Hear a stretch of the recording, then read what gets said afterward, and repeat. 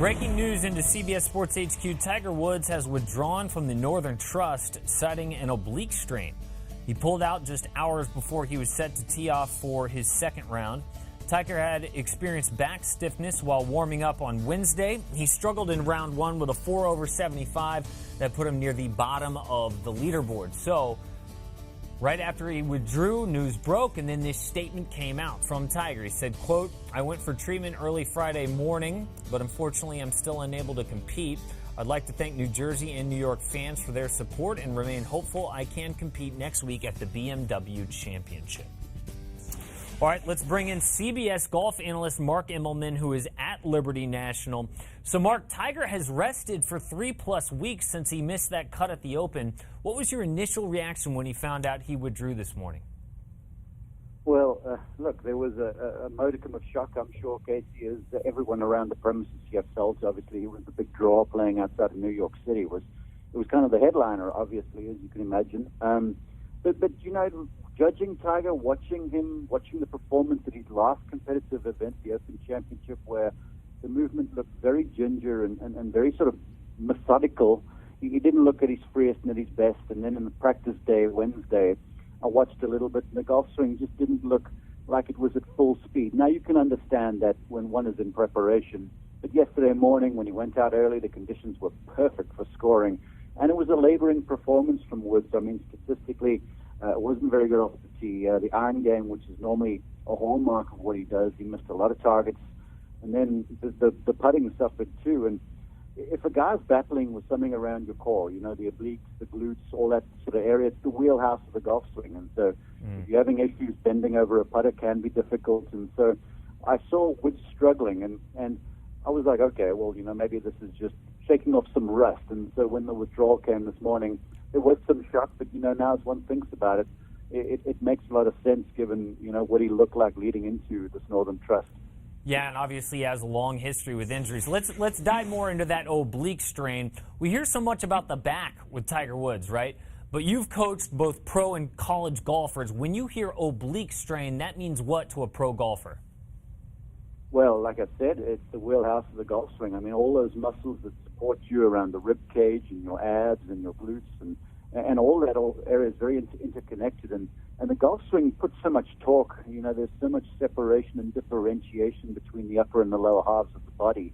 You know, that area is firing in a big way. And all of the great golfers, as hard as the golf ball's being hit nowadays, that area is moving faster and more torque is being placed on the area. So an oblique strain, these things happen.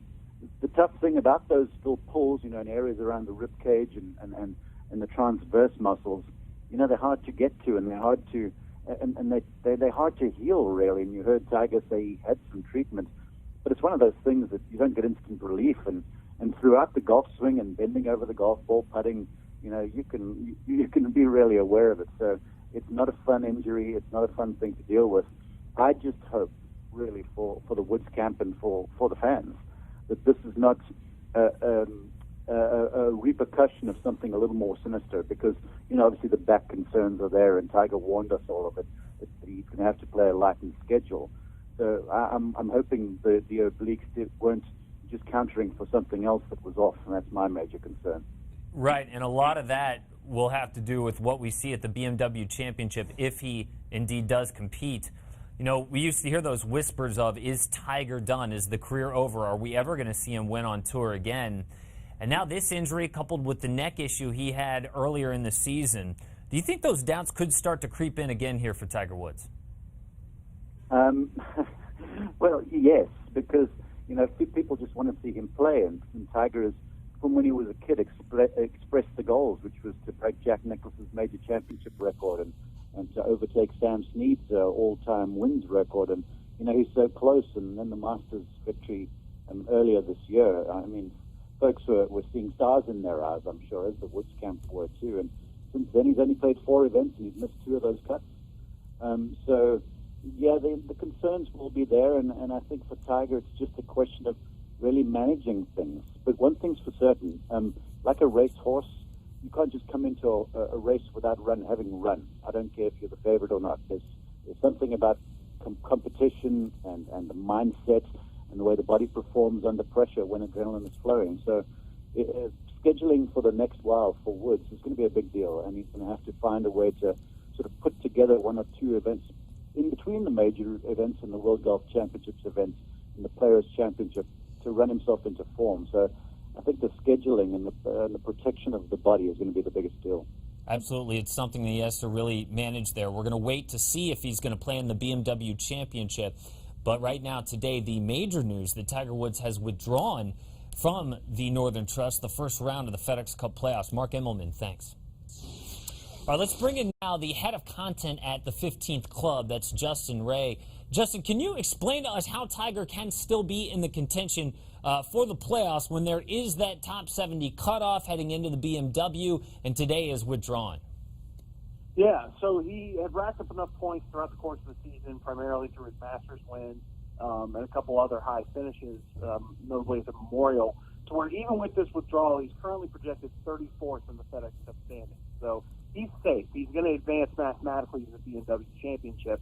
The question now, look, we're all wondering if health-wise to be able to defend his title at East Lake, but it's a question of can he play well enough at the BMW to qualify to get to East Lake? It's just 3 events in the playoffs this season instead of 4. Only 30 guys advanced to East Lake for that at the Tour Championship. So he's safe next week, but it's to be determined whether or not he's even going to be able to make it to defend his title in Georgia. I heard someone throw around the number top 15 at the BMW. Does that sound about right to you to then qualify for East Lake? It sounds about right. I mean, it depends on how certain players finish this week right. in New Jersey. I would say like the top 15, top 17, he would be around the bubble. But if he goes into BMW and contends on the weekend, he finishes in the top 10, he should be safe and will advance to Georgia. Right. Of course, it's a huge ask. He's got the withdrawal. He's trying to return to East Lake to defend that Tour Championship. So Tiger played in 18 events last year when he had the comeback, and a lot of people were surprised at that number. It was the most since 2012. This year he's scaled back to 10, and he did win the Masters. Going forward, what do you think that number might look like in terms of events played for Tiger? It's a good question. I think it's all to be determined with that back. Now that Oblique, I'm sure it's all connected. It's so close by, and the golf swing is all interconnected with those muscles. But, it's interesting that this is only the 5th time he's played since he won the Masters. He hasn't played on a Sunday now that he won't play this Sunday, obviously, since Pebble Beach. That's nearly 2 months ago. So, this is not a lot of golf that Tiger Woods has competed in this year. I would think it would be something between what he did this year with the newly condensed schedule and what he did last year. I don't think he'll ever play 18, 20, 22 events again.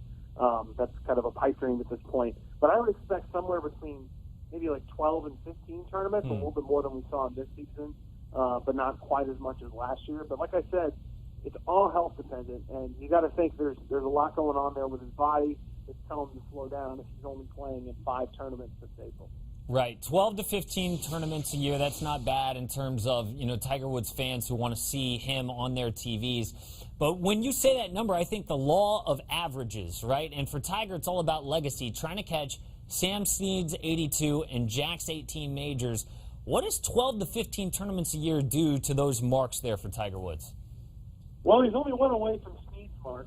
So, I think that is that's certainly something that he can reach at any point. Every time he tees it up at Augusta National or at Bay Hill at the Arnold Palmer Invitational, he's got a great shot to win.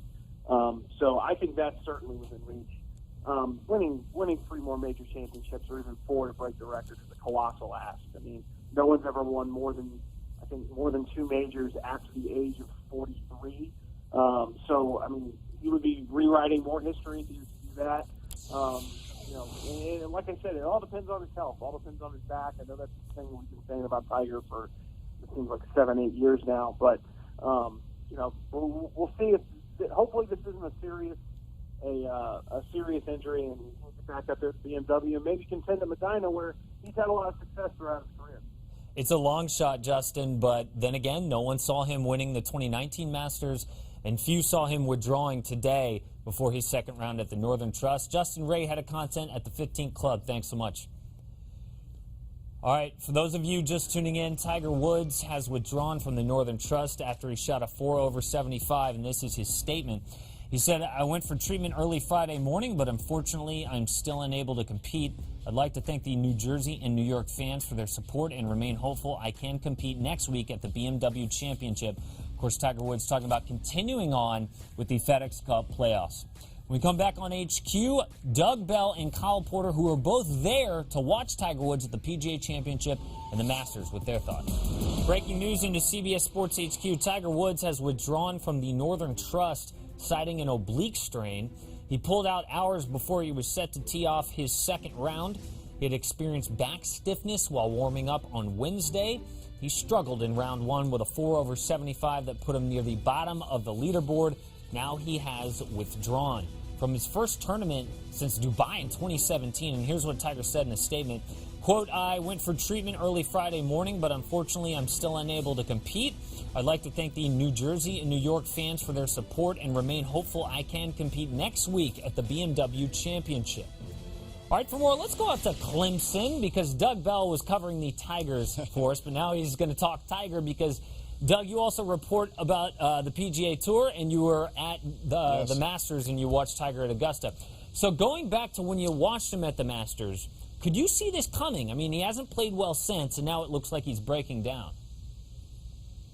Well, Casey, the one thing that I noticed was the major exhale as he celebrated that win that came out of nowhere. I mean, he was even shocked because a year previously he won at Eastlake, and we all thought that was the ultimate. That was the greatest comeback we'd ever seen. And then, lo and behold, in April, he wins his 15th major. And that hug, we were there. I was there with Kyle Porter for CBS Sports HQ. When we saw him embrace his children and all his friends, I'd never seen that emotion before on Tiger. It was heartfelt. It was a major exhale. And I thought at that time, Casey, middle of April, I thought his season was over. I thought we would see him play more than certainly he has this year, but I thought that was the ultimate, and I thought it would be very difficult for him to pick up and continue on. Even the great ones have those moments. Remember, Jack Nicklaus won the Masters in '86 and never won again on the PGA Tour. Played a few events, but never reached that level again. And I think that's what we saw with Tiger back in April.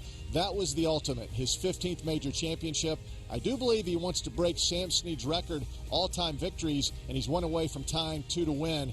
But I think that was a key moment in his career back in April. Yeah, both Tiger and Jack on the wrong side of 40 there in those Masters wins you mentioned. Yep. But it's more than that for Tiger, right? More than the age. It's also the injuries. He said in that statement, even treatment this morning did not allow him to play. Do you think it's worth him trying to play at the BMW next week? Some people say it's all about majors for Tiger at this point. Well, you know, I tend to agree with that. It is an oblique strain. Baseball players have those all the time, and it's tough to come back from. Tiger said it was a mild strain and hopes to bounce back in a week's time. I mean, he's a muscular guy. He really is. His physique is different than any other golfer, so I would think an oblique strain would affect him worse than perhaps anyone else on the PGA Tour.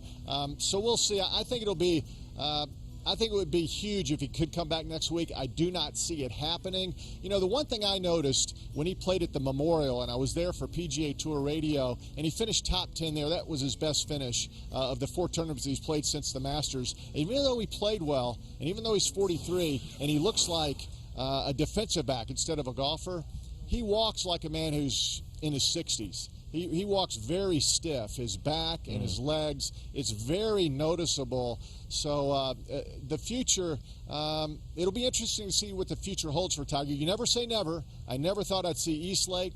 Never, ever thought I'd see him win the Masters again. But right now, not shocked or surprised by the withdrawal, but we'll just have to wait and see because he definitely has some physical ailments. All those surgeries, all those injuries have certainly taken the toll on the body. That looks great, but I think inside he's fighting some serious battles. He has some serious battles, as he has for years. And before this comeback, some people were whispering maybe Tiger's career is over, right?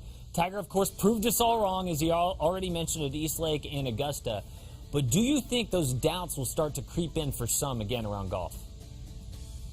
Well, perhaps, although he has the strongest will of anybody I've ever seen, certainly in golf. He's the best grinder in the history of the game. He turns bad rounds into good rounds. Listen, I've seen it over the last 20 years. It's remarkable what he does, but I think he probably does have some self-doubt. And the one thing that we need to mention, he's a family man. He loves his son and his daughter, and they're getting at an age where he's having really a lot of fun with them. And they're playing sports, and he wants to watch them play. He wants to watch them grow. He wants to be there for birthdays. He wants to be there and go on trips with them. So I think a lot is happening here. A man who celebrated an unexpected win at the Masters, his body breaking down, not feeling great. It's tough to recover. And his family, he wants to be there for him. Hey, we've all been there.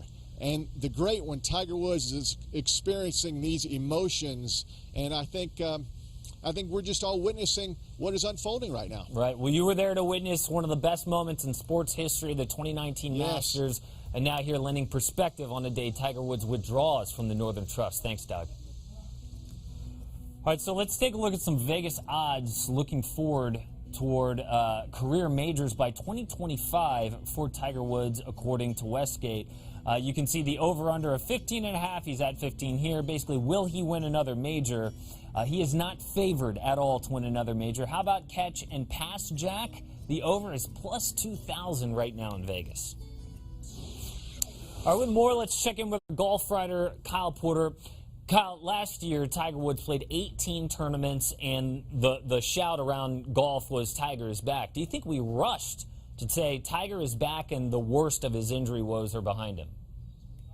No, I don't really think that, just because he won the Tour Championship, he won the Masters. I mean, he was fully back. I think what we maybe rushed on is how long this sort of reappearance was going to last. You know, there was a really interesting article in the New York Times earlier this year talking to this reporters talked to some back surgeons, just said, look, like this spinal fusion surgery, it doesn't go on forever. And especially when you're swinging the club as hard as somebody like Tiger does, it wears down over time. And I think once Tiger won the Masters, even once he won the Tour Championship, we're kind of like, oh, well, okay, this will go on for 5 years or 10 years or whatever.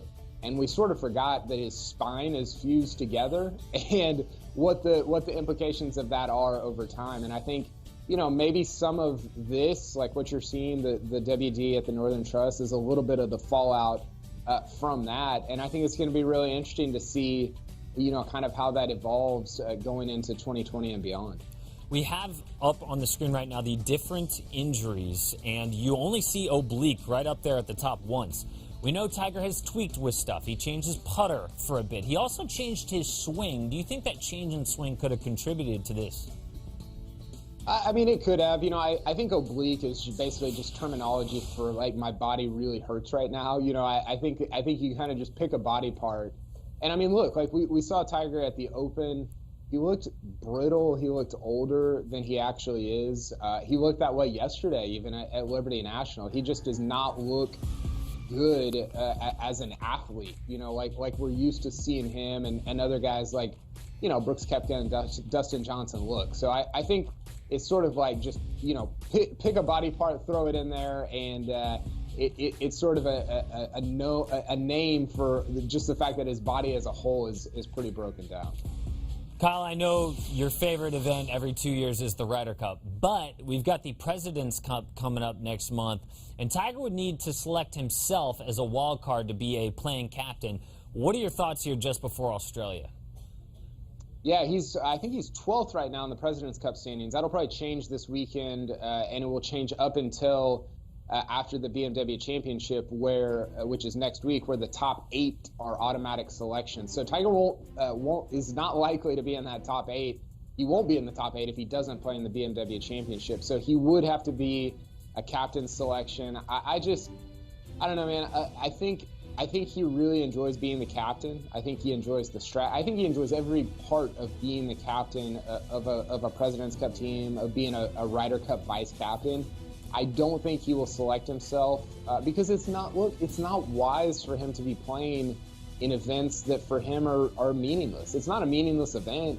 The Northern Trust is not a meaningless event. The President's Cup is not a meaningless event. But for him, at this stage of his career, they are. And the catch-22, Jason Sobel on Twitter brought this up, and I thought it was a really good point.